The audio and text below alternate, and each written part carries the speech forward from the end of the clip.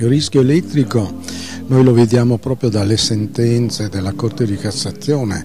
è uno dei rischi più diffusi e anche uno dei rischi che danno più luogo a infortuni e spesso anche addirittura a disastri, esplosioni, scoppi e così via. Quindi è un rischio da prendere in seria considerazione. Vedendo le sentenze sembra che sia un po' a volte sottovalutato. Questa la dichiarazione di Raffaele Guarignello a margine del convegno svoltosi lunedì 30 giugno a Quinto di Treviso sul rischio elettrico, organizzato da Vega Formazione e Vega Engineering con AIESIL. Un'occasione per il procuratore torinese per sottolineare anche come, a fronte di una struttura normativa chiara e completa, a tutela del lavoratore, vi sia ancora una scarsa diffusione della cultura della sicurezza e come siano ancora insufficienti i controlli da parte degli enti preposti. Le imprese non sempre adottano queste misure, gli organi di vigilanza non sempre fanno un'adeguata vigilanza, un adeguato controllo e quindi tra le trascuratezze dell'impresa, le trascuratezze degli organi di vigilanza e spesso le inerzie della magistratura, ecco allora che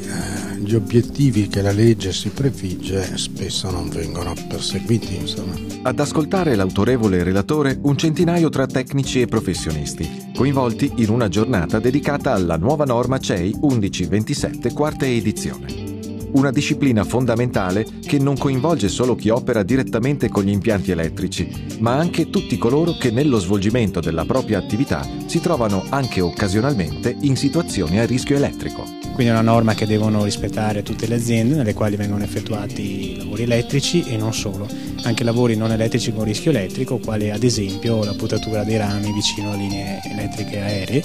che spesso in realtà sono proprio le attività lavorative con maggior rischio infortunistico, in particolare infortuni mortali. Chiarezza nelle norme dunque, ma anche nei ruoli, nelle deleghe e negli obblighi dei datori di lavoro, dirigenti e preposti nell'esercizio degli impianti e dei lavori elettrici. Il decreto legislativo 81 ha deciso intenzionalmente proprio di estendere al massimo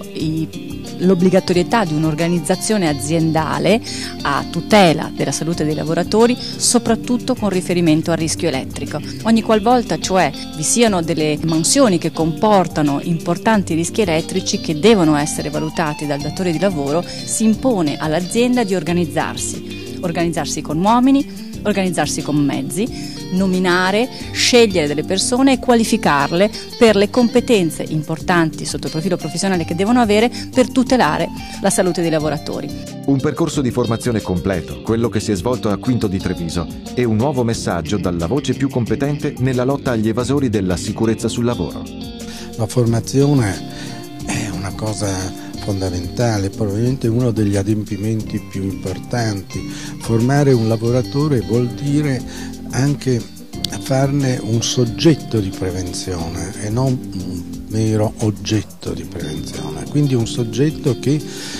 non deve semplicemente essere tutelato dal datore di lavoro, ma che a sua volta tutela se stesso e tutela le altre persone presenti su cui possono ricadere gli effetti della sua azione o della sua omissione.